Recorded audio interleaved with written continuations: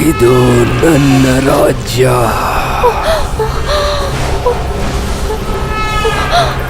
ನಿನ್ನಲ್ಲಿರೋ ಯೌವನ ನಂದೇ.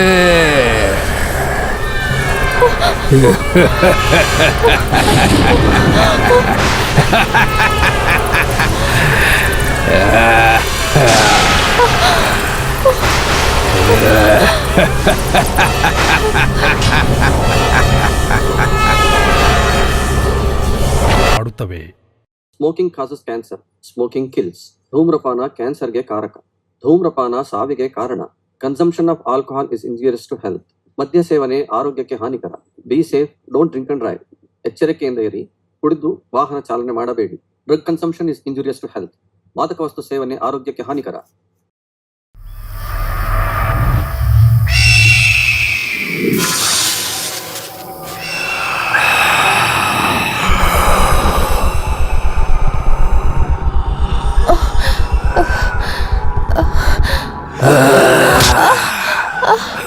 ಇದು ನನ್ನ ರಾಜ್ಯ.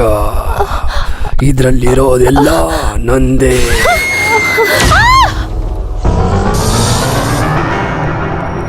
ಪ್ರಿಯಾ, ಪ್ರಿಯಾ, ಏನಾಯ್ತು ನಿನ್ನೆ?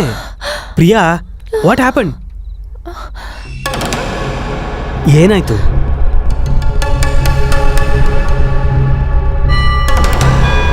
ಪ್ರಿಯಾ,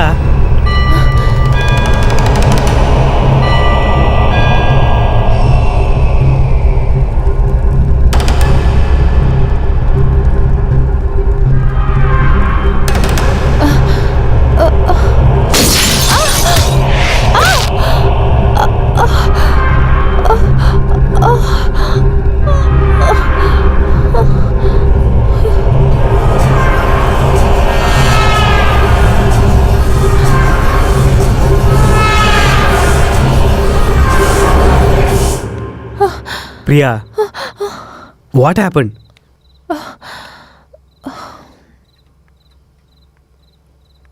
ಕೂಲ್, ಓಕೆನಾ?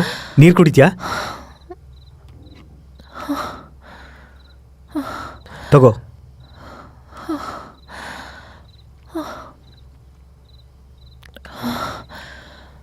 ಪ್ರಿಯಾ, ಆ ಕೋಟೆ ಸರೌಂಡಿಂಗ್ಸಲ್ಲಿ ಓಡಾಡಬೇಕಾದ್ರೆ ನೀನು ಮೆಂಟಲಿ ಸ್ವಲ್ಪ ಡಿಸ್ಟರ್ಬ್ ಆದಂಗಿದೆ. ಅದು ಅಲ್ಲದೆ ನಮ್ಮನ್ನು ಇನ್ವೆಸ್ಟಿಗೇಷನಿಂದ ಬೇರೆ ದೂರ ಮಾಡಿದ್ರಲ್ಲ, ಆಗಲೂ ಕೂಡ ತುಂಬ ಡಿಸ್ಟರ್ಬ್ ಆಗಿದೆ. ಆ್ಯಕ್ಚುಲಿ ಏನು ನಡೀತಾ ಇದೆ ಪ್ರಿಯಾ? ಯಾಕೋ ಈ ಕೋಟೆ ಸುತ್ತುತ್ತಾ ಇದ್ರೆ ಅನ್ರಿಜಿಸ್ಟರ್ಡ್ ಆಗಿ ಏನೇನೋ ನೆನಪಾಗ್ತಿದೆ. ಕನಸಲ್ಲಿ ಪ್ರವಳಿಕಾ ನನ್ನ ಜೊತೆ ಮಾತಾಡೋ ಥರ ಅನ್ನಿಸ್ತಾ ಇದೆ. ಇನ್ಯಾರೋ ನನ್ನ ಕತ್ತು ಹೆಸ್ಗೆ ನಿಲ್ಸೋ ಥರ. ನನಗೇನು ನಡೀತಿದೆ ಅಂತ ಏನೂ ಅರ್ಥ ಆಗ್ತಿಲ್ಲ. ಈ ಮಿಸ್ಟ್ರಿ ಕೇಸ್ನ ನಾವು ಸಾಲ್ವ್ ಮಾಡಬೇಕಂದ್ರೆ ಮೆಂಟಲಿ ನೀನು ಸ್ಟ್ರಾಂಗ್ ಆಗಿರಬೇಕು ಪ್ರಿಯಾ. ಐನೋ, ನನಗೆ ಗೊತ್ತಿರೋಂಥ ಒಬ್ಬ ಬೆಸ್ಟ್ ಸೈಕ್ಯಾಟ್ರಿಸ್ಟ್ ಇದ್ದಾರೆ. ನಾಳೆನೇ ಹೋಗೋಣ.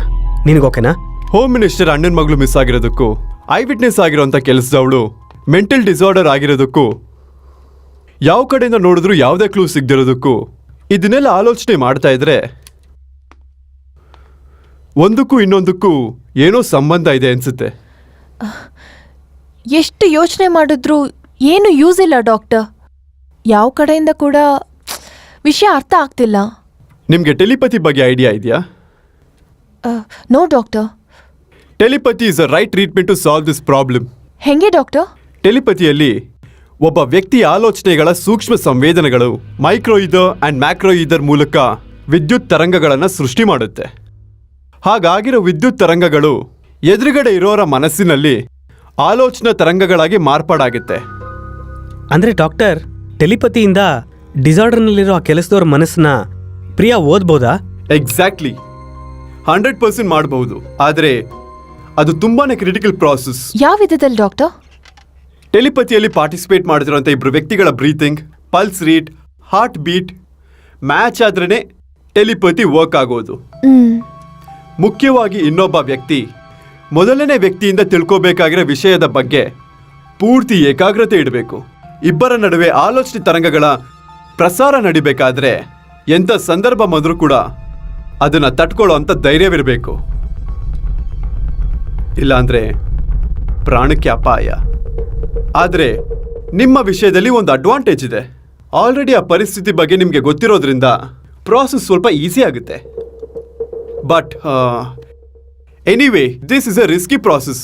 ನೋ ಪ್ರಾಬ್ಲಮ್ ಡಾಕ್ಟರ್, ನಾನು ಪಾರ್ಟಿಸಿಪೇಟ್ ಮಾಡ್ತೀನಿ, ನೀವು ಏರ್ಪಾಡು ಮಾಡಿ.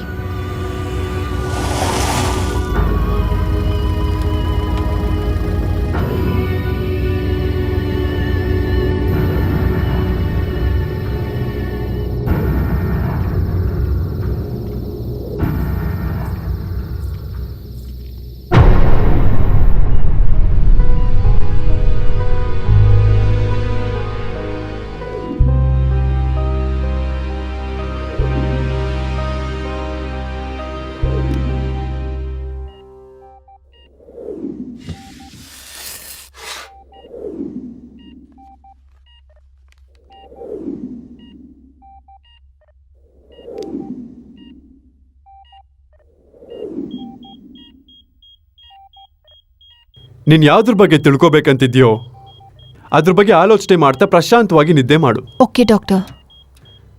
Close your eyes. Close your eyes.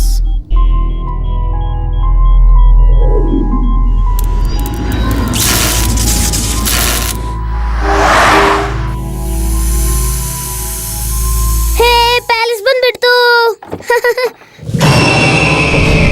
Hey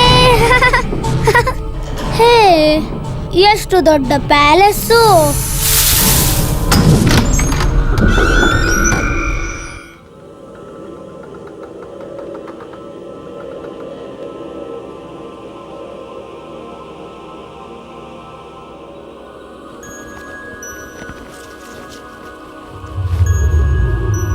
wow, this is amazing Balu.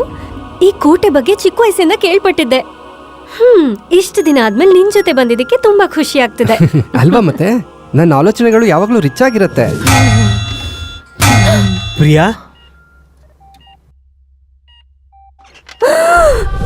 ಪಾಪು, ರಾಹುಲ್ ಪುಟ್ಟ. ಪ್ರಿಯಾ, ಏನಾಯ್ತು? ಡಾಕ್ಟರ್? ಪುಟ್ಟ, ಎಲ್ಲಿಗೆ ಹೋಗ್ಬಿಟ್ಟೆ ನೀನು? ಪುಟ್ಟ, ಇಲ್ಲಿದ್ಯಾ? ನಡಿ, ಅಮ್ಮನ ಹತ್ರ ಹೋಗೋಣ.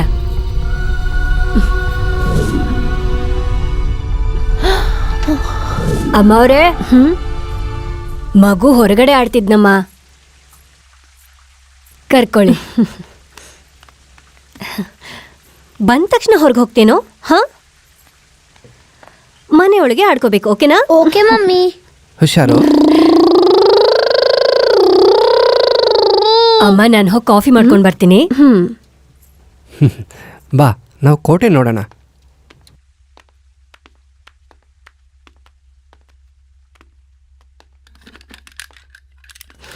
ಇದೇನು ಇಷ್ಟು ಹಾರ್ಡ್ ಆಗಿದೆ? ಈ ರೂಮ್ ಸಮಥಿಂಗ್ ಸ್ಪೆಷಲ್ ಅನ್ಸುತ್ತೆ ಅಲ್ವಾ? ಲಾಕ್ ಯಾಕೆ ಓಪನೇ ಆಗ್ತಿಲ್ಲ? ಕೋಟೆನಲ್ಲಿ ಕೆಲವೊಂದು ಹೀಗೆ ಇರುತ್ತೆ, ಆದರೆ ಇದ್ರ ಬಗ್ಗೆ ಯಾಕೆ ತಲೆ ಕೆಡ್ಸ್ಕೋತೀಯಾ? ಮೊದಲು ನಾವು ಬೆಡ್ರೂಮ್ ನೋಡೋಣ, ನಡಿ.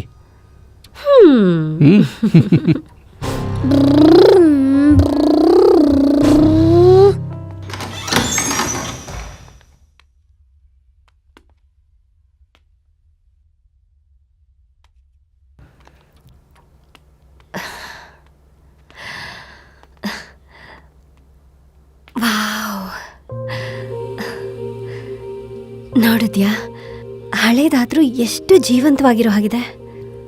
ನೋಡ್ತಾ ಇದ್ರೆ ನೋಡ್ತಾನೆ ಇರ್ಬೇಕನ್ಸುತ್ತೆ. ನನಗಂತೂ ನಿನ್ನೆ ನೋಡಬೇಕು ಅನಿಸ್ತಾ ಇದೆ. ನನ್ನಲ್ಲ, ಅಲ್ಲಿ ನೋಡು. ಅದ್ಯಾವಾಗಲೂ ಹಾಗೆ ಇರುತ್ತೆ. ನೀನು ಯಾವಾಗಲೂ ಹೊಸದಾಗೆ ಇರ್ತೀಯ. ಮದುವೆ ಆಗಿ 6 ವರ್ಷ ಆಗಿದೆ. 60 ವರ್ಷ ಆದರೂ ನನಗೇನು ವ್ಯತ್ಯಾಸ ಇಲ್ಲ. ನೀನಿದ್ರೆ ಸಾಕು.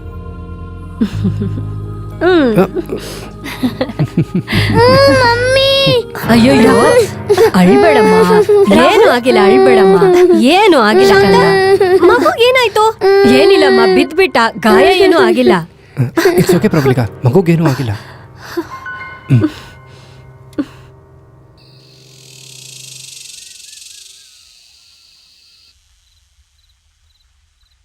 ರಾಹುಲ್ ಬೇಗ ತಿನ್ಬೇಕು. Okay daddy.